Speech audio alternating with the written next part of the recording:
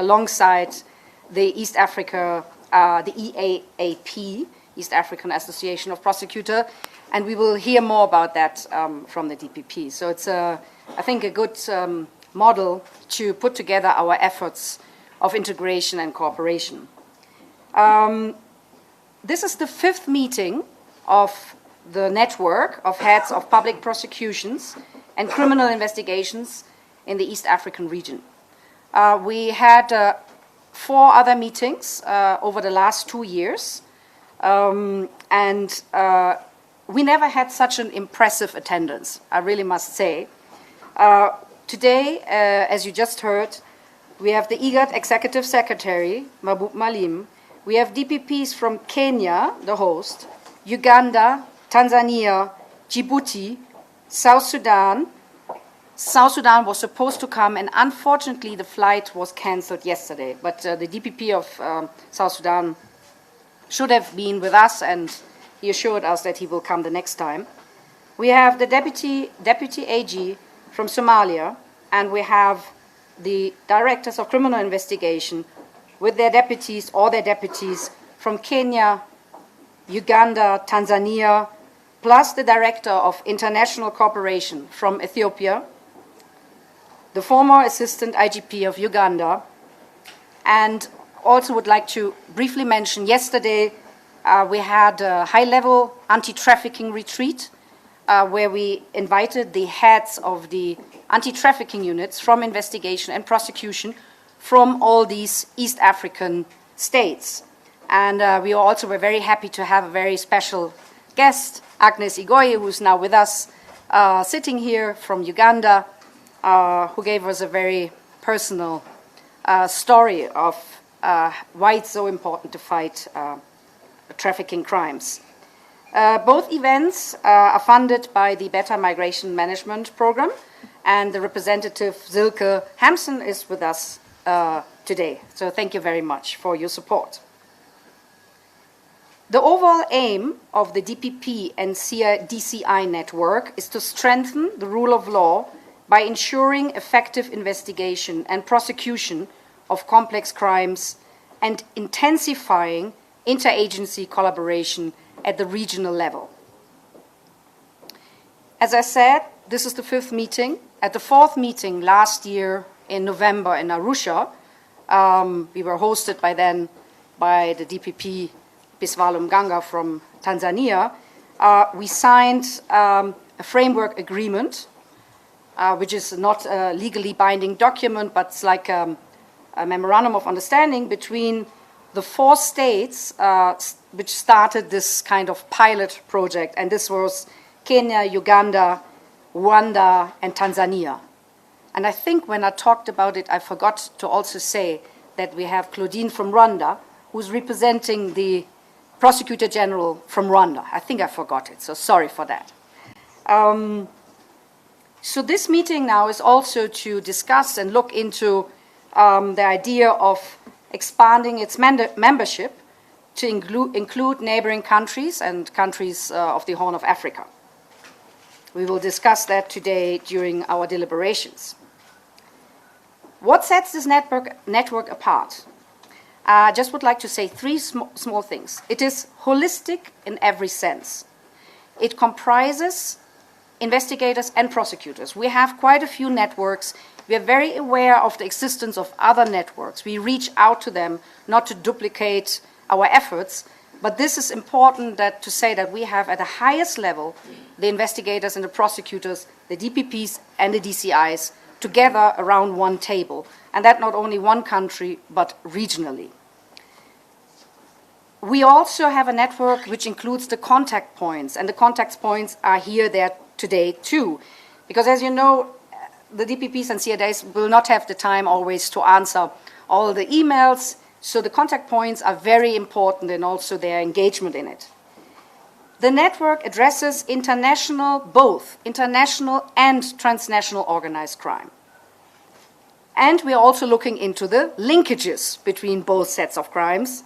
Mark is very interested in this issue, and we have been organizing a few workshops on that. Then, 4th element, what we really want to do, it includes to network the network. What we really want to do, we want to work together with IGAD. We want to think how can we cooperate with the East African Association of Prosecutors, with the Police Association. So being aware of the existing networks and network with them and work with them together.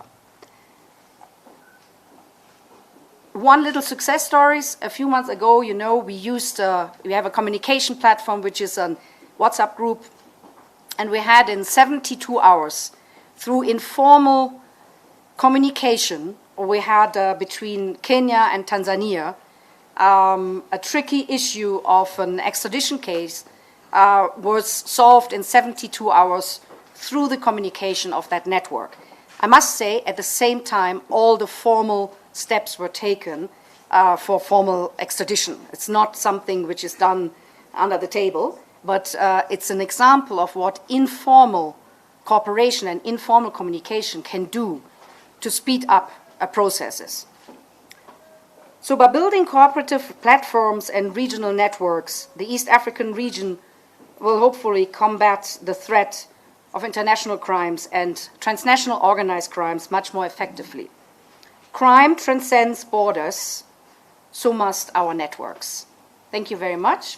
And with these words, I would like to hand over to DCI George Kinoti to deliver a few opening remarks.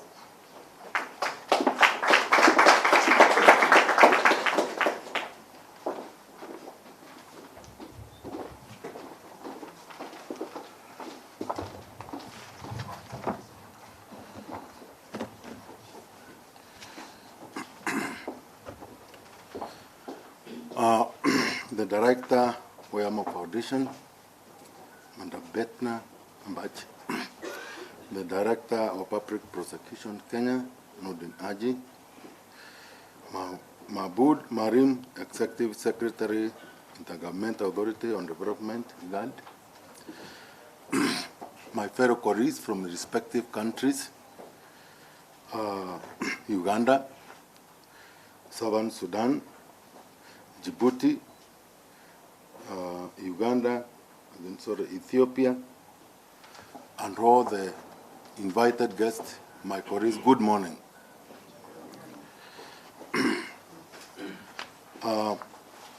First of all, is to say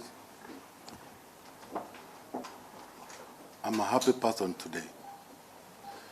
In the criminal justice system within our region, the Wayamo Foundation has managed, and I think this is the 5th time, if I'm not mistaken, for such a meeting where we reflect as far as our region is concerned, as far as security, safety, and the well-being of our citizens are concerned. We have been debating on quite a number of things, and now that we have been put together, the investigative agencies of the region that neighbor one another, Uganda, Southern Sudan, Djibouti, Ethiopia, Rwanda, Ethiopia, and those others neighbor the immediate borders of our country. Now, we have been facing a common challenge as far as security is concerned. Most of these security concerns, which all of us have been troubling to find out in terms of solutions, particularly if I say in the country Kenya, more or less we have been like the central of all our neighboring countries, Uganda, Tanzania, Ethiopia, Southern Sudan, and if you find the challenges that we have been getting as a country, I can say one, particularly the human trafficking. In Kenya, almost literally every 2 weeks, a month, I can actually say, literally all these countries, we have been having a challenge. Every time, children, young people, the youth, being trafficked from these countries, finding their way outside other countries in the world, but they are trafficked through our country. So, we ask ourselves, how do they get from their country, respective countries, Rwanda, Burundi, Ethiopia, then to our country, and then they are trafficked to other countries. And you know very well, most of these trafficked victims, most of them, they are those who have been trafficked through their own will. They know for sure they are leaving their country, perhaps out of promises of better life or some other promises. But within the minds of the traffickers, they know exactly what is going to end up with these victims. Others, it's not their will. They are trafficked by force. Here, through some other social and entertainment joints, I may not actually say about what happens, some of those places we have rescued these victims of trafficking. Or even as far as Middle East countries, not even talking about our neighboring countries, those who have been trafficked. If what we have seen happens here in our country, and then those who are trafficked outside there, the horrific life they are subjected to, some of them death, slaves, of some vices that I may not actually mention here, is suffering. And then the network of these traffickers is so organized. And that's why I say, I'm so happy today because this challenge has been a complex one as far as our country is concerned. Because all the victim countries are here today, and I'm happy we are going to deliberate on this matter. When we look at the criminal justice system, and the way it is particularly the cartels are well networked, you find the people who are responsible as far as this crime is concerned. Why has it been driving from all this period? If we now count ourselves as the investigative agencies, we have the prosecution, yes, we do our work. Then, at the end of the day, it determines to the court, the judiciary. And then, the cooperation that we get from now the third tier in the criminal justice system, the court, matters a lot. For us to be able now to put a stop, and that's why I would request Wayama Foundation to kindly, next time, we will not mind to be incorporated with judiciary, the members of the court, so that when we are talking some of these challenges, we may actually put our minds together to stop some of these atrocities against our own human beings. Without going into deep of that challenge, because that is actually what I can say, among outstanding organized crimes, we do suffer, all of us, collectively. I would say other organized crimes, such as contraband, from country to country. We have been having a lot of challenges in terms of, like in Kenya, if we talk about ailment like cancer, if I may say, some of these things we ask ourselves, why are they emerging rapidly in our country? You find what has expired from one country, finds place in another country, and then it's being repackaged again as new product. And all what we're repackaging as new product is just the packaging. The content expired a long time ago. They cross our borders from Somalia, from Southern Sudan, from Uganda, from Tanzania. And then these goods or products find their way to be consumed by our own people. So our cross-border security, in terms of the finished products that are consumed by our own citizens from respective our countries, That is one thing I may say, for sure. We need to think seriously about it, particularly ourselves, the investigative agencies, and then with assistance of our prosecution now, to stand firm and say, goons which find their way to any other country, and for sure we know these goons are not fit for human consumption because of greed. And that rule of having millions, I don't know, it's a sickness. Our whole industry is repackaging things which they know they are going to harm people outside there. And this food is from the infant to the oldest person in the country. When we consume, perhaps even our immunity is not the same. That's why some succumb, and others, by the time they are hospitalized, that's when we realize there's a problem. I'm only talking about the regional things which basically affect us day in, day out. So that is one area I would say, my fellow colleagues from the CID, from the respective countries, this is one area on which we wish to say, we put our feet on the ground and our prosecution to come very strongly to say collectively in our industries what crosses our borders.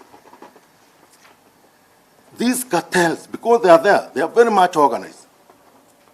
In fact, you may find that here in Kenya, all these are sister countries. They are all represented here. Good from the respective countries, good from our own also country, living from country to country. And when we know, for example, look at even the oil, cooking oil, we intercept it in terms of thousands of tons, rice into thousands of tons, sugar into thousands of tons. They crisscross our borders. What we have repackaged here as new package leaves for Uganda for sale, leaves for Southern Sudan for sale. It comes from Uganda, Tanzania, Uganda, or just. And then what is happening to our human beings? We start saying there's an upsurge of these diseases and all that. But it's our own, killing our own. So I'm saying we have an opportunity to all of us say enough is enough.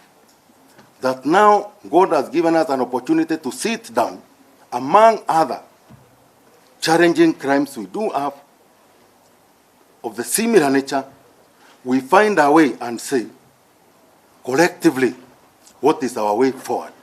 It is to be ruthless against these cartels, against these people who have gone in bed because of love of money, and they say, we are going to stop it. With assistance now of the third-tier pillar in the criminal justice system, the court, we can for sure say this can be minimized. So, to my extent, we can say we have done our part for safety, security, and the good and the welfare of our people within our regions. I only mention those two, among others, that we frequently do exchange. Terrorism is another one. Robberies. You find, like now we are exchanging a lot from Rwanda, Uganda, and Tanzania. What has been robbed in Kenya has been taken to Tanzania. Now they are giving back again what have been recovered and punishing of the criminals who have crossed the same. Just the other day, we and our team with the Director of Public Prosecution, when we were in Tanzania, to hand over what was stolen from their country back to our country. And we have said to all our sister countries, to all of us, this is going to be not only a one-time kind of an incident, but this is a practice which we are going to adapt and say, as from today, you will never steal from another country and live to enjoy the root or sweat of others when you're in another country. We are going to smoke you out as a criminal, be it be an serialized, a common thief, whoever that has committed a criminal act from any other country, you will not be tolerated within our region. Be it be money launderers, those who steal from Kenya and go and get comfort, go and invest to other countries. Equally, we are going to practice the same nature of approach. If you have stolen from Kenya and you go and invest in Southern Sudan, Southern Sudan is going to work with that and you'll be brought back to Kenya or any other. Or you steal from other country, let's say in Southern Sudan or any other, come and invest the sweat of the people have stolen from here in Kenya. Equally, we are going to say no. You will not be given a space to thrive with other people's sweat elsewhere. This is the reason why I'm saying this is a forum. I wholeheartedly really say thank you for bringing us together. Among many other challenges that we do experience as a region, in unity of our purpose, saying we are going to be together and make sure crime has no space amongst ourselves.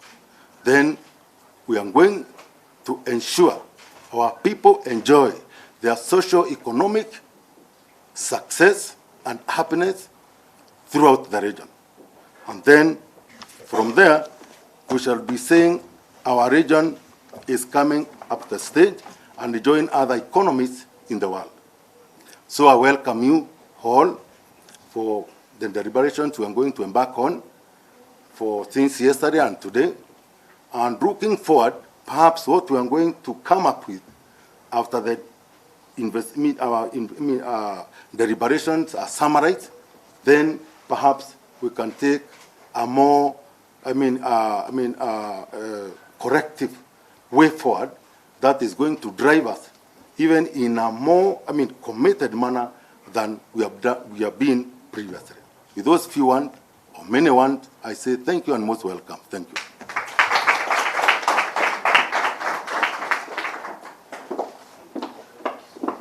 And now I would like to invite the DPP of Kenya, Nordin Haji, to pronounce his opening remarks. Thank you.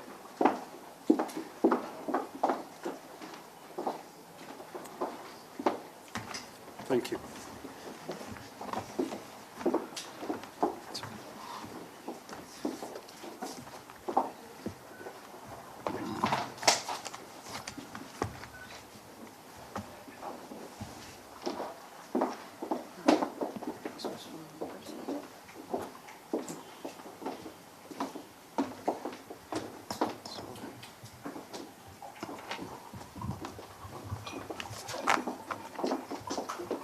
Thank you. The Executive Secretary IGAD, Ambassador Engineer Mahbub Maalim, fellow heads of national prosecution authorities, starting with the President of East African Association of Prosecutors, Honorable Biswalo Muganga from Tanzania, Honorable Mike Chibita from Uganda,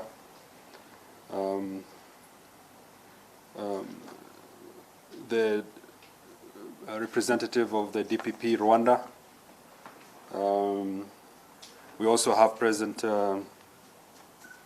the Director of Public Prosecution Djibouti and the Permanent Secretary of the Justice Ministry of Djibouti, and an Assistant Attorney General from Somalia, and a representative of the Deputy Attorney General of Ethiopia, the Honorable DCI Kenya, heads of criminal investigations from Uganda, Tanzania, Ethiopia, and Somalia, Director Bettina Amba of Wayamo Foundation, distinguished guests, ladies and gentlemen, good morning.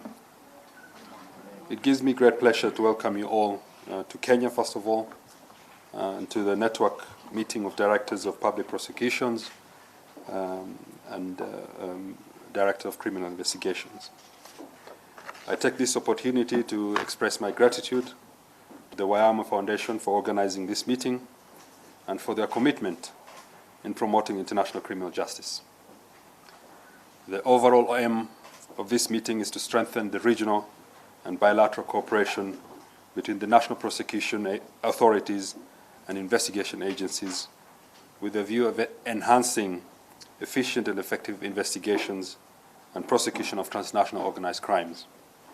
Further, the meeting provides an avenue for regional and cross-border cooperation in matters extradition and mutual legal assistance.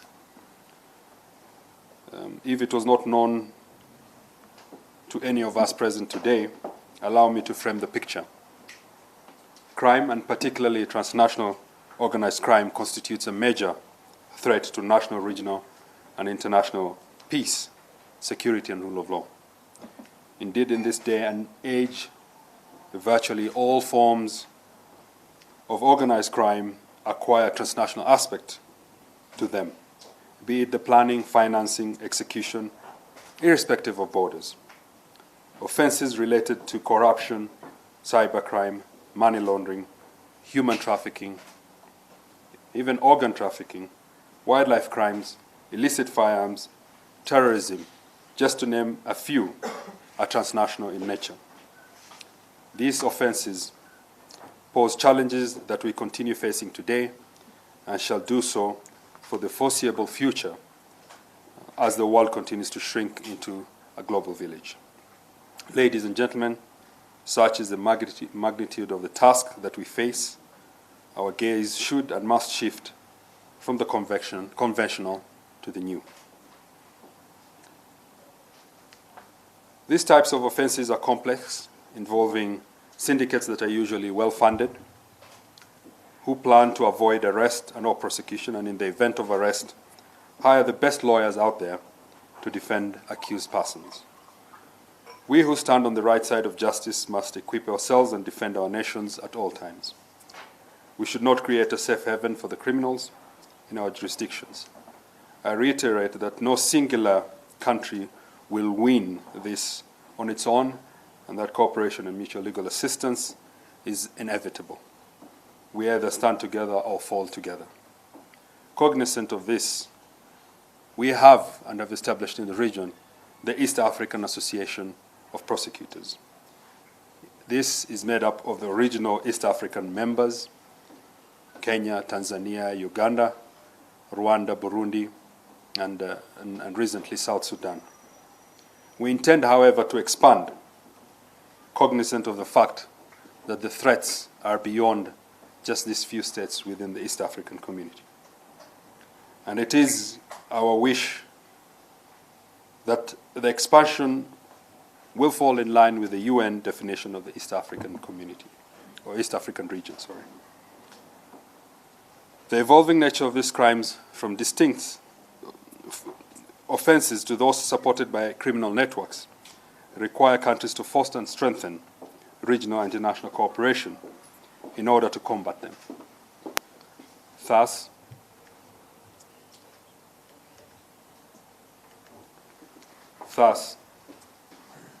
as a region,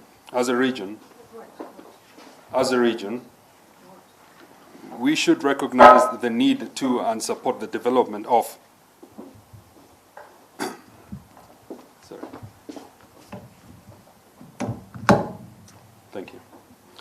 Thus, as a region, we should recognize the need to and support the development of national, regional, and international strategies and instruments to combat transnational crime.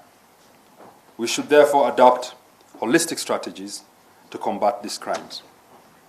This should include capacity building of the investigators, prosecutors, and judges, as the DCI had said, on the nature, extent, and trends of transnational crime and use of modern techniques for investigations.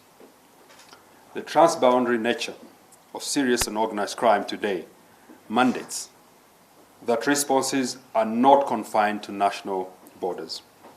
Regional cooperation in this regard is therefore vital and is no longer optional. Indeed, enhanced cooperation and collaboration between investigators and prosecutors in the region is a sure way to combat transnational crime and criminal networks that pose a security threat to public. Intra-country issues and inter-country issues. Some of the intra-country issues, and all our countries are affected, we don't have any country that doesn't have this problem, is that we have issues in the country, within the country, departments within the country. We have political differences, we have differences of departmental differences. We barely have an opportunity to kind of pull in the same direction. We have some of our countries now that have one of the largest IDPs in their country. There are countries here that have like about 3.5 to 4 million people who are IDPs in their countries, and we have strifes of various forms in our countries. Not to mention the inter-country. We have border disputes, we have political differences, we have maritime security issues, we have peace and security issues that cuts across that we blame each other for. And therefore, these are things that require new thinking of understanding. People have been integrating, whether governments want or not, over a very long period of time. People have been integrating. On our border towns, people do business. There are cross-border businesses that take place. If you go to some border towns in Kenya and Ethiopia, for example, if you go to Moyale, for example, if I give an example, you just cross to Moyale and you sleep on that side. In the morning when you need to pay your bills, the owner of the hotel in the Ethiopian side will not allow you to pay him in birr. He wants you to pay him in Kenyan shillings. The reason is all the towels and the soaps and the equipment they require for his hotel is for the Kenyan side. So he needs Kenyan shillings instead of birr. Yet you stayed outside the country. Your passport sometimes doesn't even get stamped. So whether we want or not, regional integration at the people level has gone on for a very long time, from colonial days. Some of those border posts date back to 1920s and 1930s. The problem is how we can institutionally link.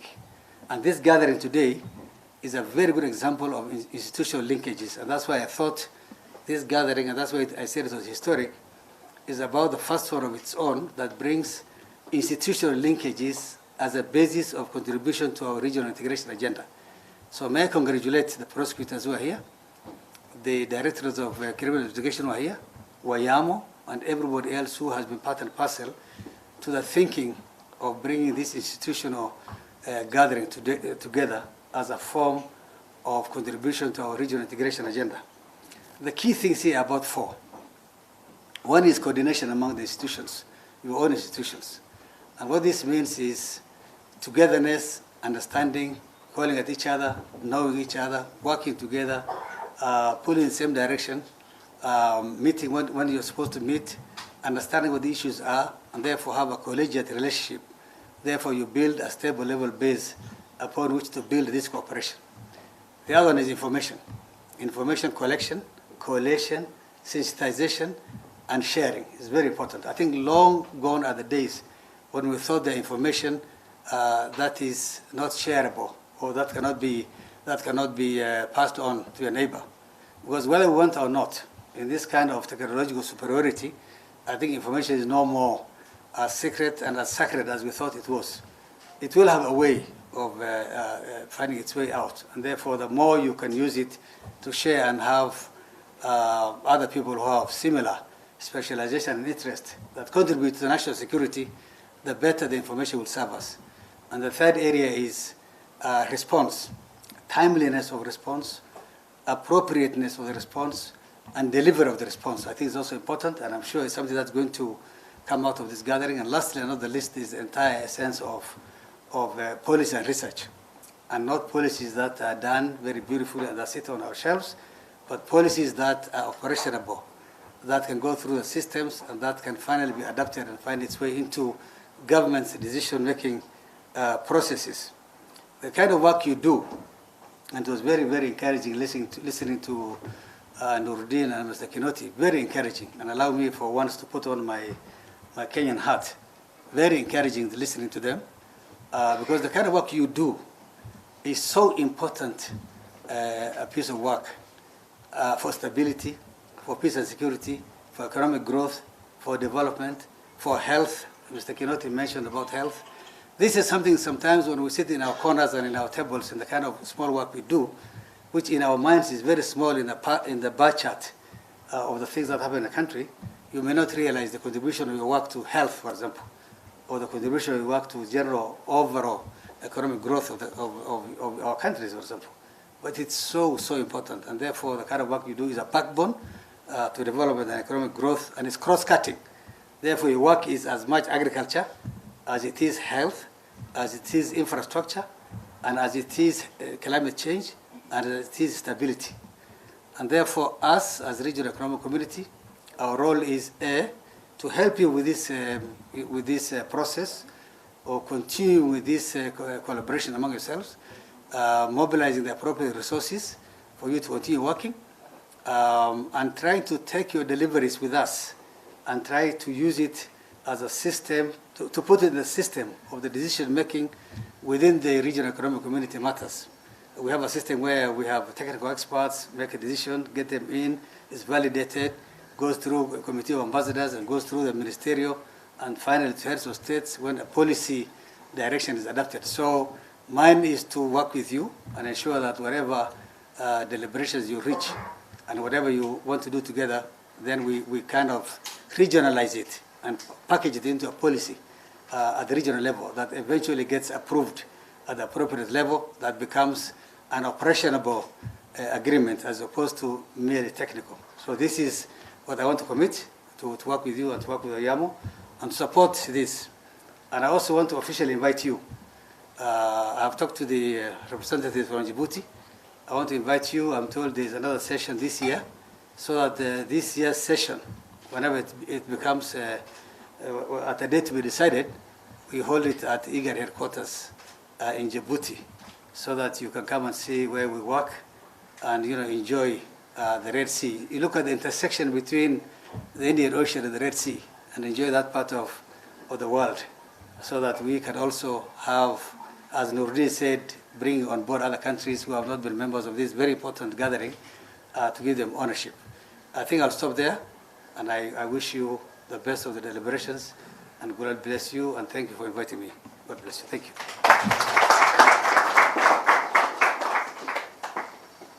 Okay, thank you very much for the introduction. And before we have the group picture, we have decided to invite the press for a few questions right away. So we will not have any other press conference or so. So please, while I'm talking, think about if you have any questions to ask the high table.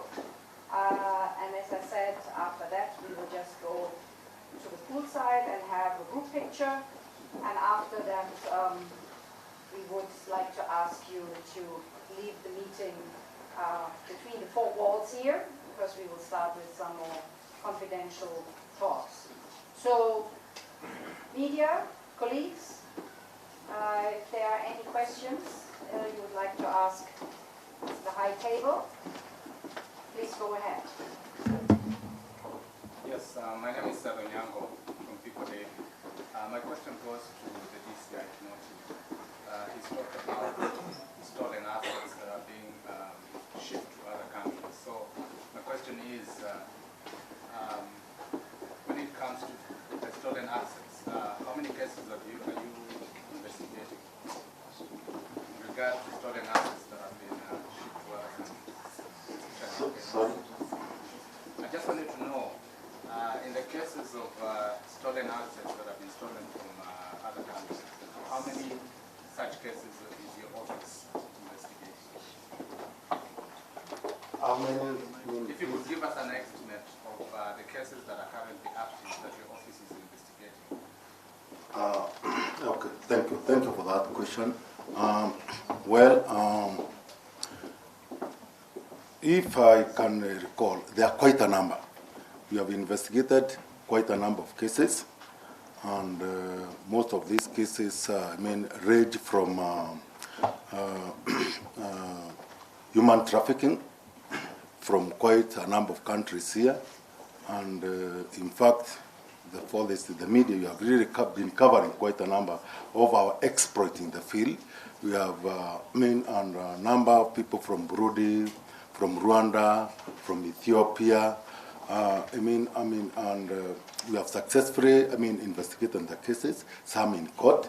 We have rescued a number of the victims of trafficking, and most of them have been safely taken back to their country. Literally, almost all the countries represented here, we have been able to actually, manage to get the masterminds, the masterminds of these traffickers.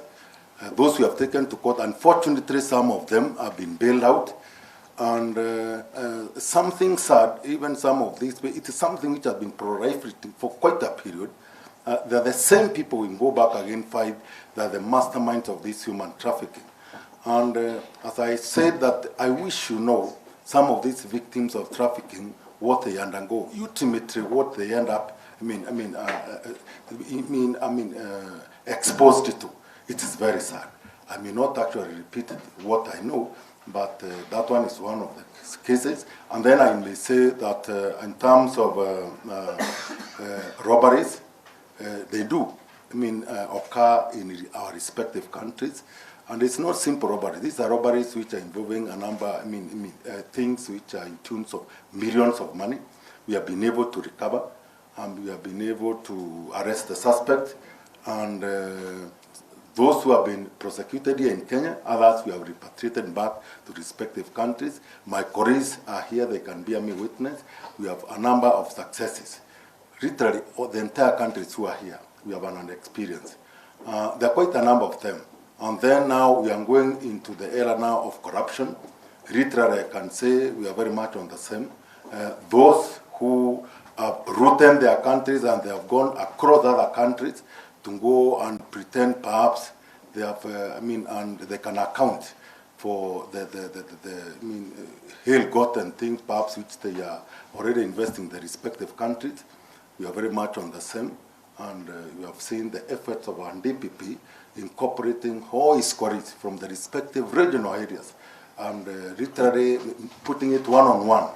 And I can say that one equally we are getting a lot of successes, among other cases. Thank you. Okay. More questions? One over there, two there, and that's it. Okay, please. The lady, yeah. Okay. If you want a microphone or you speak loudly. It's okay. Yeah. Yeah. So my name is Mel from NTV, and I wanted to ask the DCI just a question on human trafficking. Is it possible to give a number on how many people are being... Somebody give the microphone, please.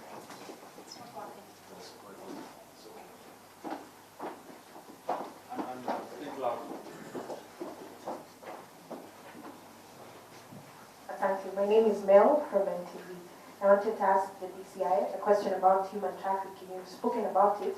And my question is it possible to give a number of perhaps how many people are being smuggled in and out of the country, especially with regards to the region, Eastern Africa, because it's here? Maybe if we can get a number that's probably annually, if possible. And then something else that you've mentioned about contraband products and the fact that this is a health risk to Kenyans, and it may even be the reason why there's a lot of cancer-related issues. So is it possible for you to tell us, are there those that are currently being investigated so far? If you could give us a brief of that. If you don't mind, I want to get 3 questions and then we can ask. Yeah? Mine is on the same. Please introduce yourself. Oh, my name is Joseph Morai. I work with Capital FM Kenya.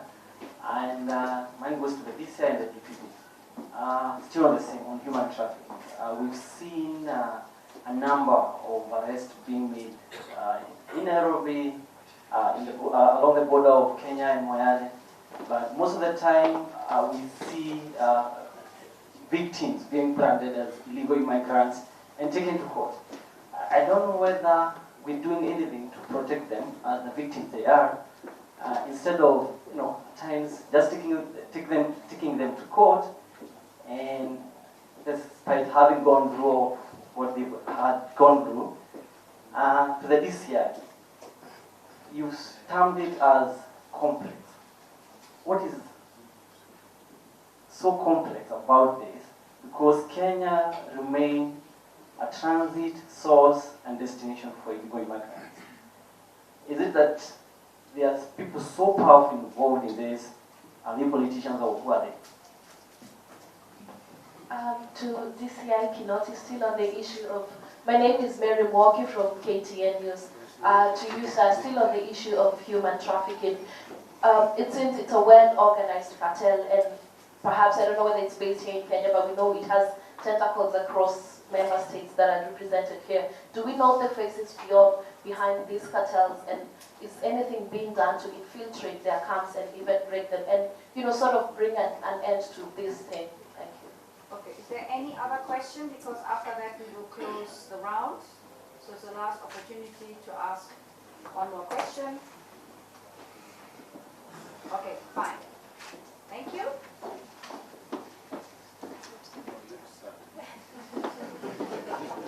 More questions.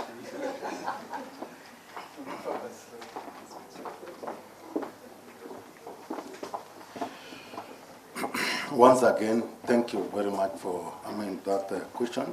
I think the first one, which I'll attempt to give just a brief response to the same before the DPP perhaps gives a comprehensive response to the same, is the statistical data in terms of how many. All of you, and I know very well, have been following most of all the cases that we have been reporting to court, prosecuted successfully by the office of the DPP. I can say that I think I have my hand of Children's Protection Unit and the end of, also in charge of Investigation Bureau. They are here with me. And I wish we want to put, when you actually ask me for the statistical data, the number, I need to be a little bit accurate and give you the exact number. But I can tell you it's in terms of 100 or more than. If I can say for the last period I can account for, the number is built from between 100 to 200, even more. And from all, all countries that perhaps I can say, from Ethiopia, Burundi, Rwanda, even in Uganda.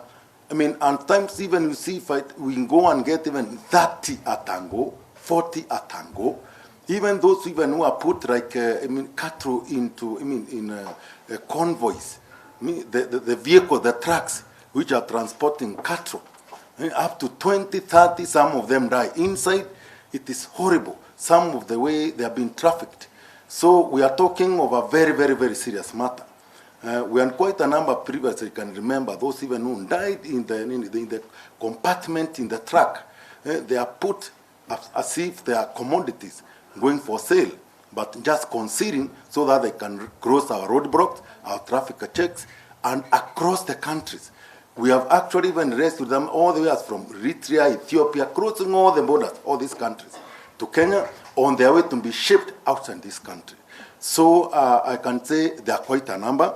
It's a big problem, and that's the reason why I'm saying I'm so happy, because most countries who are here are victims of the same, because most of the victims we have already rescued, taken back to their countries, and those who have prosecuted, criminals even from their own country, are represented here. So I may not give the exact number, but actually I can say it is not a small number. It's something I can say is big. And the other one, the question was in terms of contraband. No, the complexity of the matter. Complexity. Why is it that we've not been able to stop it? Despite Kenya remaining a transit source and destination, does it mean that one, we have weak laws or borders are so porous? Is it another issue of corruption? Well, maybe because now the DPP is going to answer on the summary, he's going to incorporate that one. I think it's a question that you know the answer to. One of the problems, of course, our systems have had a big problem in terms of integrity. We have beautiful laws, but we are unable to execute those laws because we have an integrity problem. And this is part of the exercise that we've been doing in fighting graft and corruption. And as I've said over and over, that corruption, graft exacerbates all these threats, and it allows these threats to thrive. So partly, together with the DCI and ESCC and other organizations, we are trying to deal with that. But even regionally, we recognize that we have that problem also regionally. That's why we have this here. And we are trying to see how best we can work together in minimizing things that allow these threats to thrive. It's also complex in the sense that, as you know, criminals do not have to go through any mutual legal assistance or MLAs. There is no bureaucracy between them. But between us countries, there's a lot of bureaucracy. And that's why we have this meeting here, to see how we can reduce regionally the bureaucracies of, when you are applying and asking for assistance and requesting mutual legal assistance between the different countries. Our argument is that we are a region, we are brothers and sisters, and we should be able to expedite our processes and reduce what makes issues complex, but that could be overcome. This network is extremely important because it is through here that we'll be able to know who is the head of the international cooperation, who is in charge of mutual legal assistance. We'll be able to contact them directly and be able to move faster in applying that.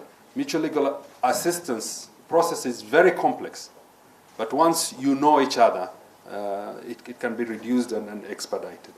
The issue of data also, that is another reason why we're here, so that we can be able to amalgamate our data from the different regions and be able to say with authority that in the region, this is what we are facing in terms of magnitude when it comes to human trafficking.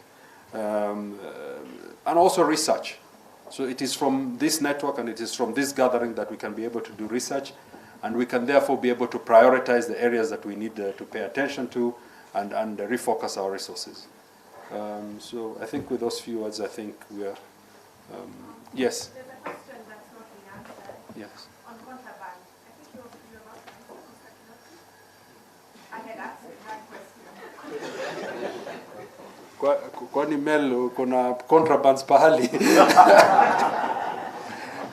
Maybe, please, if you can come up clearly, it's better answer your question. Okay. All right, so the question is, Yes. there's a comment you had made Yes. that there's the issue of contraband products being brought to the country. Yes. And that's also a health risk. Yes. So that's why there's perhaps What is the question? a huge number of cancer issues. So my question is, so far, are there people that are being investigated Yes. with regards to contraband products? And maybe you can give us a brief on He that. said the That's the hundreds. question. He said the hundreds.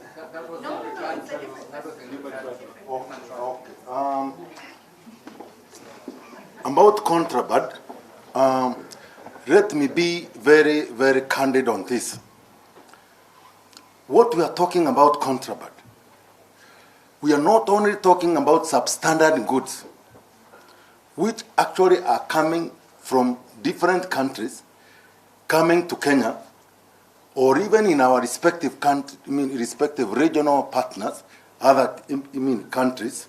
We are talking of poison, because we have cases, a number of them in court. Even some we have been challenged. We have been actually been ordered to release. I'm on the fire ring as I'm speaking with you today, and that's why I'm with the DPP hand in hand. Even some, I'm waiting. I don't know, to be jailed simply because they will not be released. Contraband of expired goods, almost about 4 years.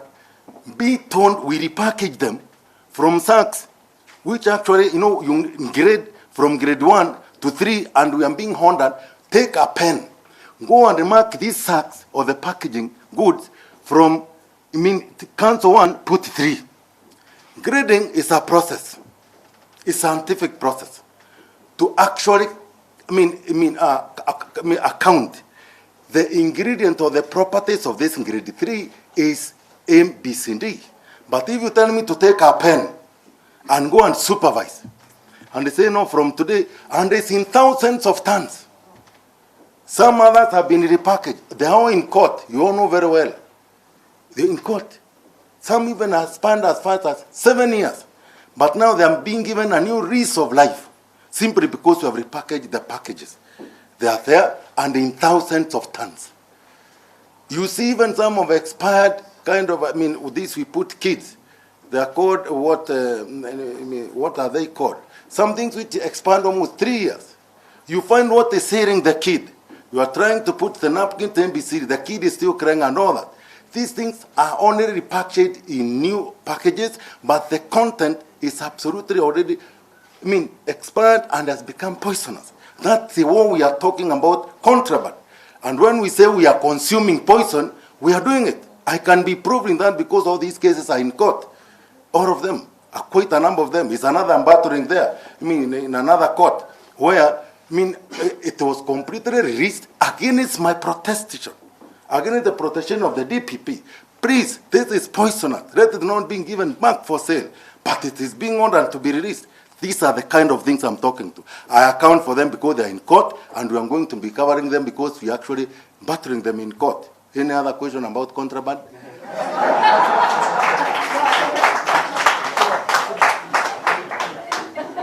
I think that is it. There are many.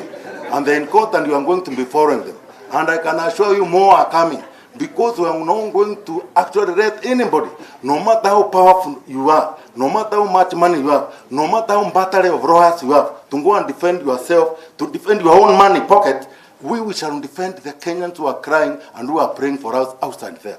We are going to die with them. Okay. Thank you very much. And with these words, I would like to close the opening ceremony, invite us to the group picture.